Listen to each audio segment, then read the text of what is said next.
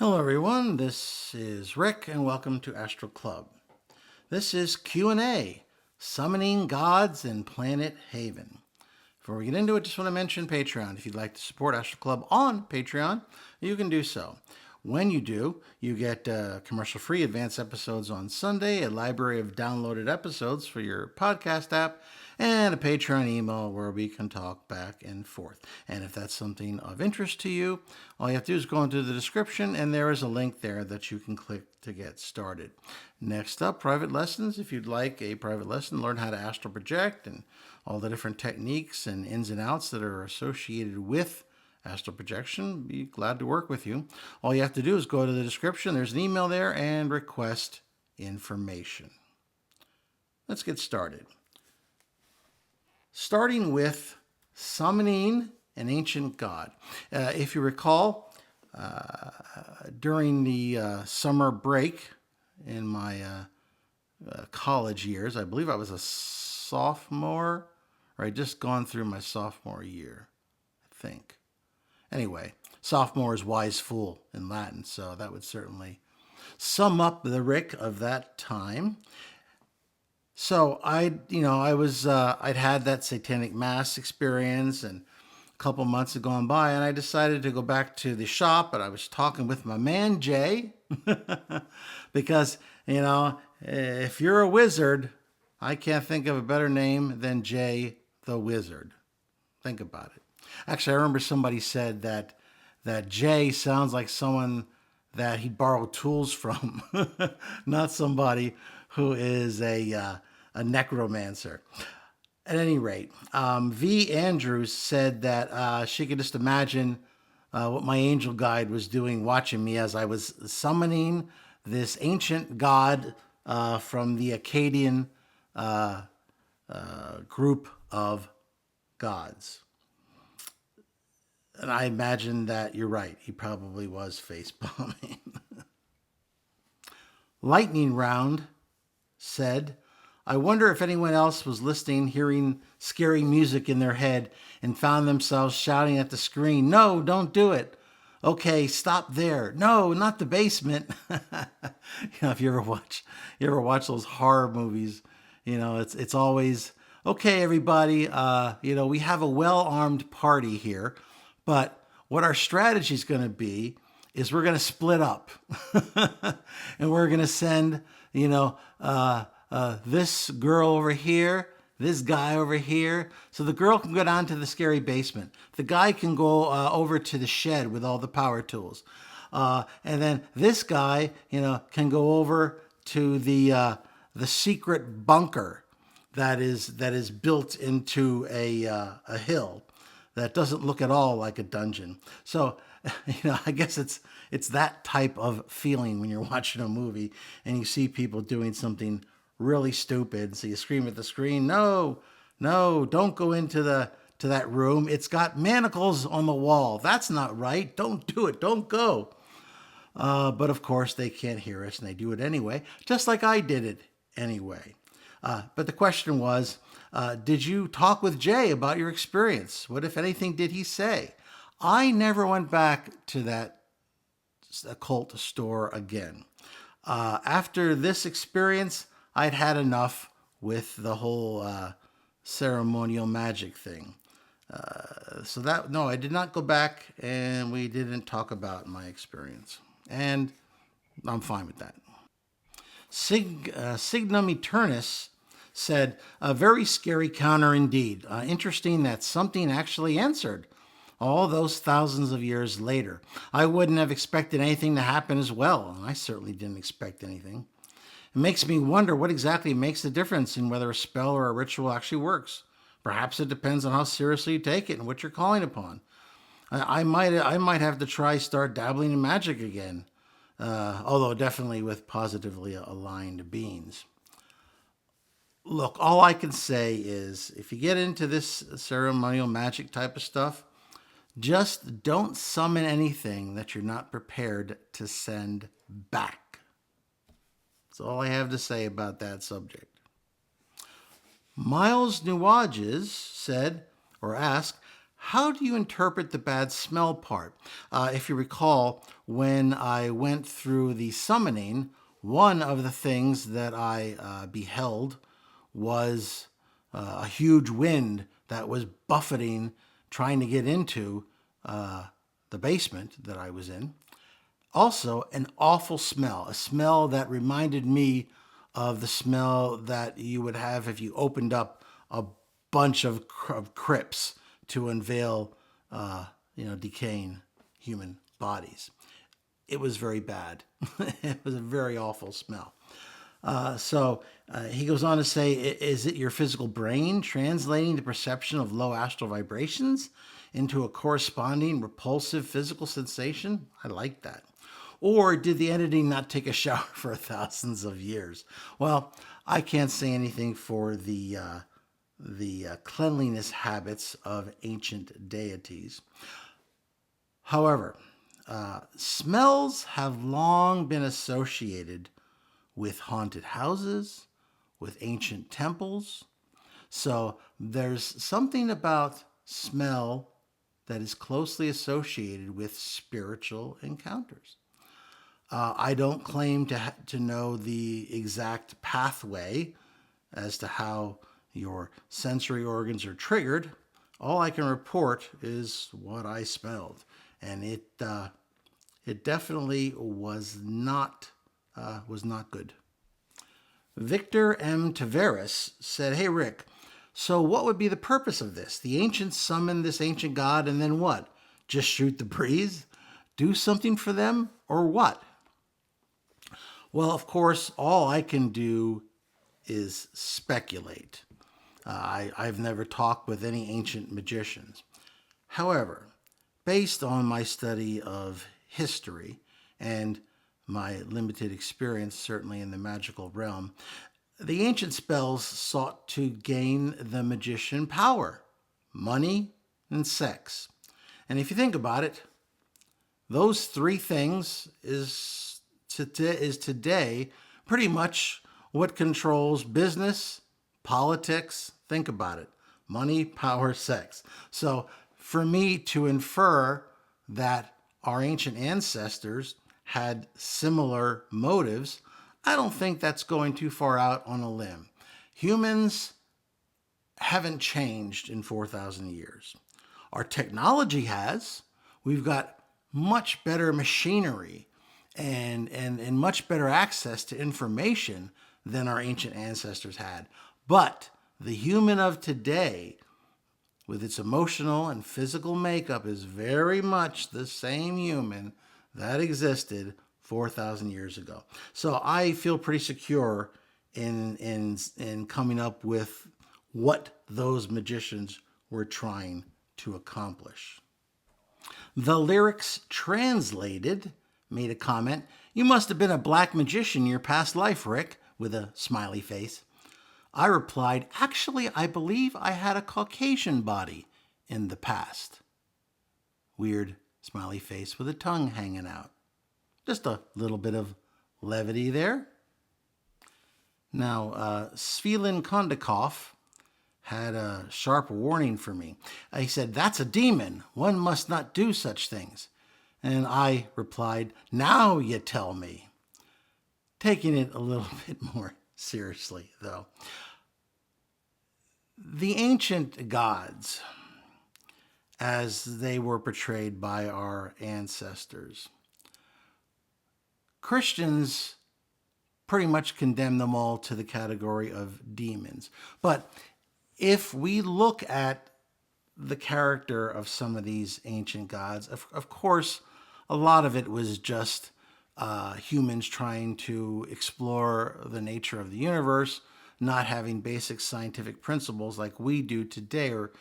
And so they tried to make sense of what they saw, try to figure out what controlled the wind and the stars and the moon. And so they created these gods. Now, some of these gods may have come into existence just because of all the energy that was being put into the worship of them. Such a thing is possible. I've seen it on the Astral. But typically, these quote-unquote gods can be more closely broken up into categories of lawful and chaotic. The one that I summoned was probably a very chaotic type, quote unquote, spirit or God. It's just some of our terms that we use today come from Christianity and its reaction to the beliefs of what they termed pagans. And rather than try to deal with the pagans in some sort of a logical way or a sensitive way or sociological technique way, they just said, okay, well, they're all demons and now that's taken care of. Here's the new God. So I think that was very simplistic of them at the time. And if we want to describe them, I think it's more accurate to put them into that chaos and lawful type of situation. Order, disorder. Both of them have their own orientations, and it's also associated with service to self, service to others. There's a lot involved with this. I don't want to get too deep into it, but that's one my particular take on this whole demon thing. Let's see. 01, 01, 01, and 01 ask, why do you think words are powerful? Is it true what you say that to the universe will come back to you? My reply is words are the most powerful weapons in history. Words can open or close a door. They can save or condemn millions to life or death. So I suppose it's true that words are powerful and that what comes around may have a tendency to go around. In the episode Ambassador to Planet Haven, I determined that Peter who was my acolyte, would benefit from some time spent on Planet Haven, which is the planet ruled by these intelligent plants, which are high third dimension, low fourth dimension. He was having difficulty really coming up to speed with our society and the changes that happened in our society, the social, cultural changes that happened. And I know some of the commenters here were a little tough on Peter. Others were more sympathetic. However, what I have to say is, look, it's easy for us, those, I don't know if it's even easy, but it's easier for us who have grown up in this world because these changes have happened during our lifetime and we've had some amount of time to adjust to them. But we need to understand that the last 100 years has probably seen more social change in human cultures, most especially Western human cultures, than happened in the last 1,000 years before that.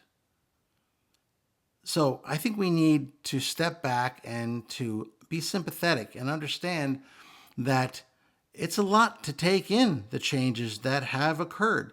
When Peter passed in Ireland in 1923, the world was a very, very different world. And, he was essentially thrown into this new, brave new world here on Earth. And he struggled with coming up to speed. And especially with the people that we were helping. They're the ones that are the neglected, the thrown away, those who society has deemed drug addicts and worthless, and all kinds of other individuals, but including those who are violent and certainly addicted to a lot of different things with passions that controlled them rather than the reverse in their lifetime. So, when they pass over, they don't suddenly become wise. And I've encountered that thought process in the past from people. And they seem to think that when you pass over, suddenly you gain all the knowledge of the universe. You don't. The average person who passes over is still the same person they were. Now, if you're someone who's an astral projector with a lot of experience, you can get around pretty quickly. You can go to the Akashic Records, absorb knowledge, but you're someone who's advanced. You already know how to do everything. But the average person who passes over, I'm talking about the average person is still pretty clueless. But, they know enough to ask for help if they need some help.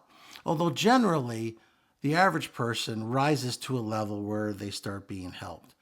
The people who exist in the lowest level are usually the ones, as I indicated earlier, who've been thrown away by society in one form or another. Now, I'm not completely excusing people and their self-responsibility for their actions, because it's never 100% someone else's fault.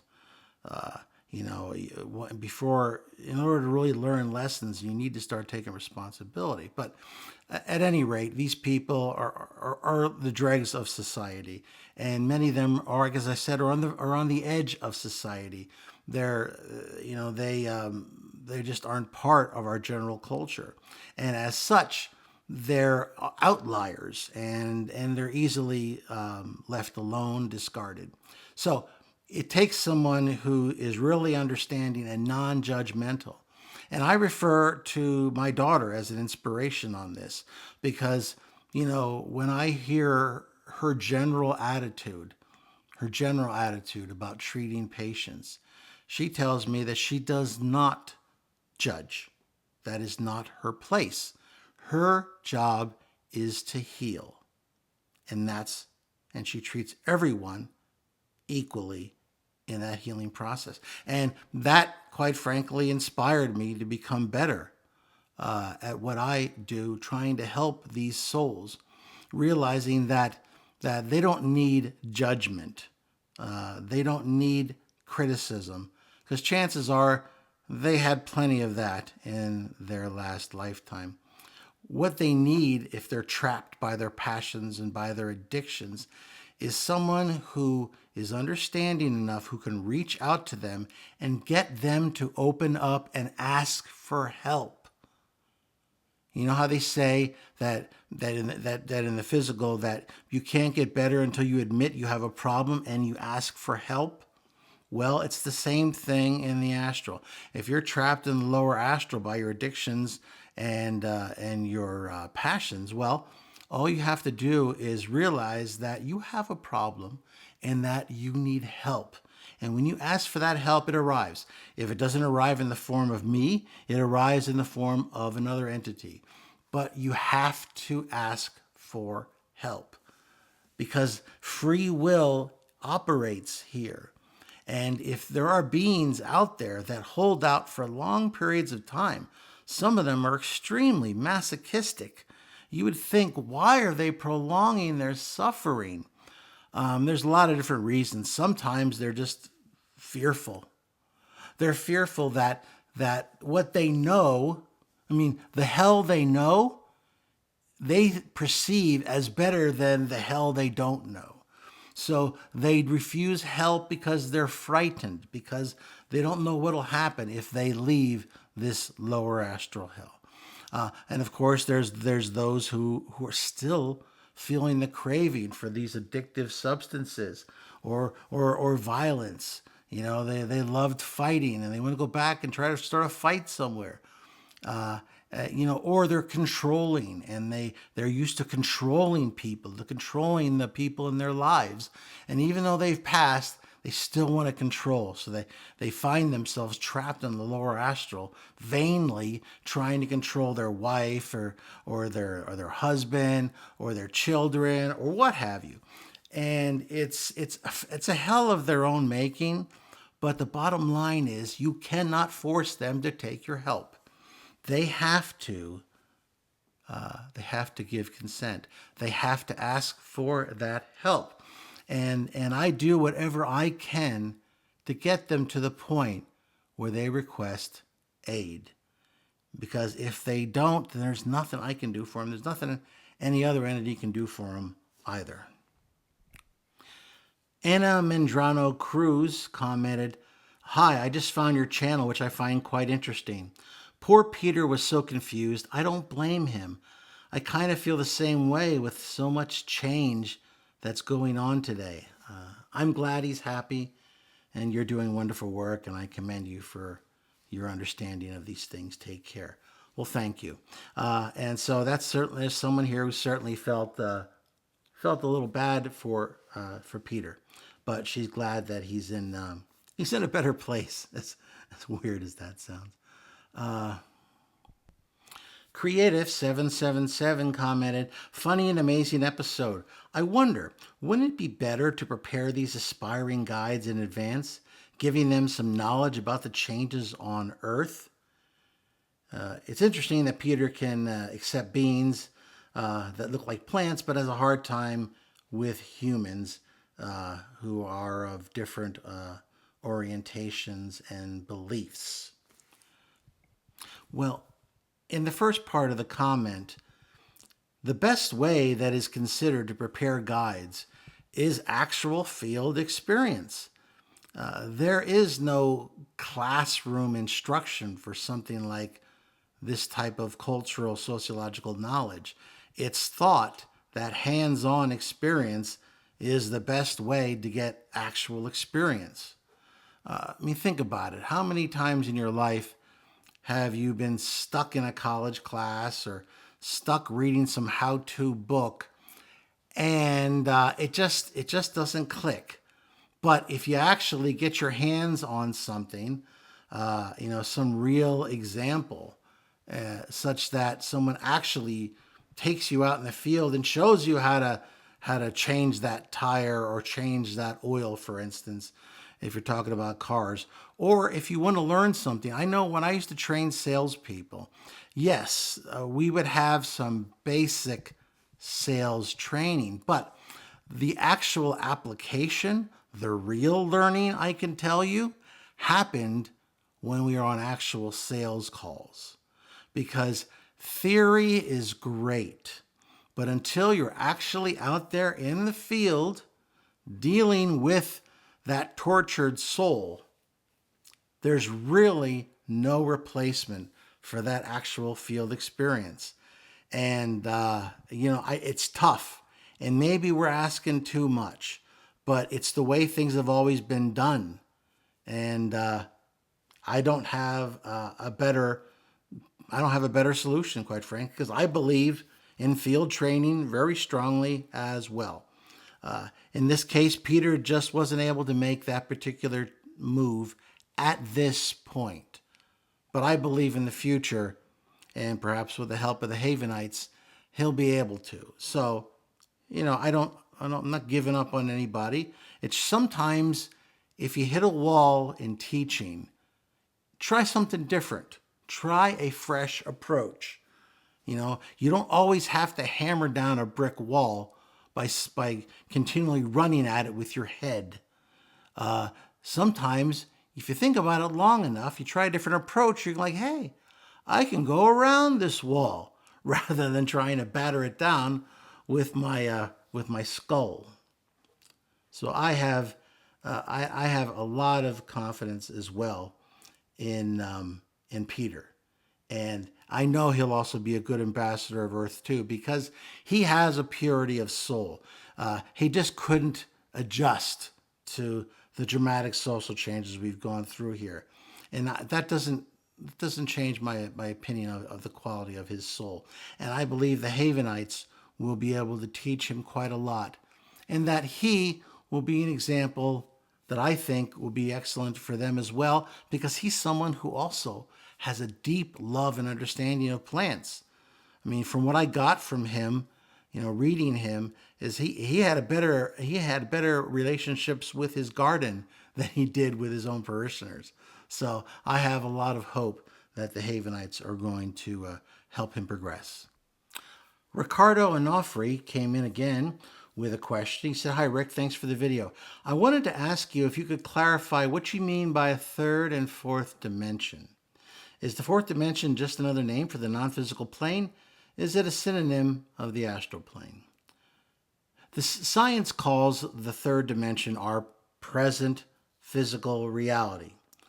And science calls the fourth dimension time.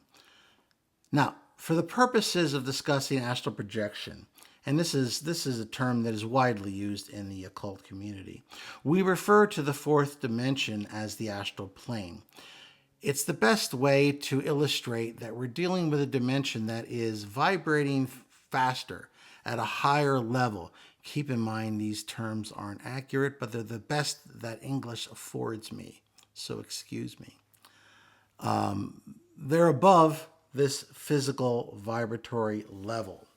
And it's a fact that, for instance, two-dimensional beings, imagine a two-dimensional being that was sentient on a planet somewhere, they would not be able to perceive us because we're three-dimensional.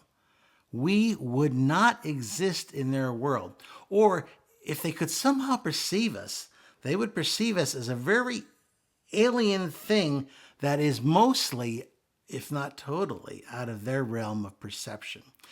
So when we say the third dimension, then we're also implying that people in the third dimension would not be able to perceive those in the fourth. That's the way it works. So it's a handy way to refer to the astral plane and the physical plane. And I didn't come up with these things. This is widely used in the occult sphere of knowledge. Blizz85 asks, could Peter's ident be a potential leak risk? Remember, whenever I left Planet Haven, I always had them erase my mind from their ident so that I couldn't be eavesdropped upon and have their ident location stolen, because I don't want people to go and pollute that planet.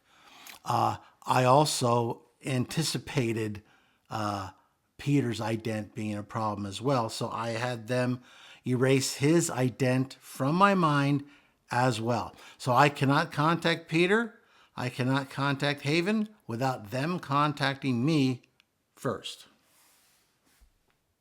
Lastly, I want to mention, we're pretty much done with this Q&A.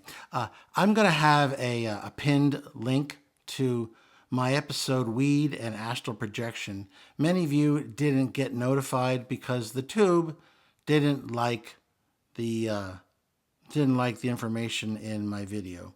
So if you didn't see it, if you missed it because the tube decided that you didn't need to see it because of naughty things like weed being mentioned, then it'll be pinned at the top of the comment section. You can always click on it and check it out if it's something you're interested in. I just talked about how marijuana, in my opinion, and from my experience with others, how it affects astral projection. So if that's something you're interested in, you can always click on it and check it out.